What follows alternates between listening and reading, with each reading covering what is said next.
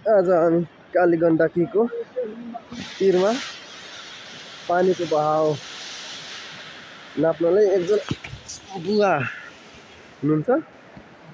उहाँ चाहिँ कालीगण्डकीको बहाव कति छ भने नाप्नलाई हिँड्नु भएको रहेछ। दिनदिनै आउनुहुन्छ र उहाँ नाप्नलाई पानीको बहाव। यो हाम्रो कालीगण्डकी।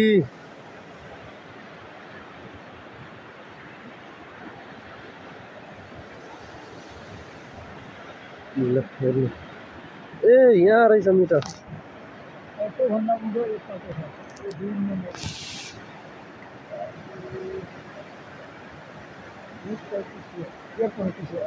ठिक छ ल है, यसैबाट थाहा हुन्छ कतिको बहाव छ हाम्रो कालीगण्डकीमा।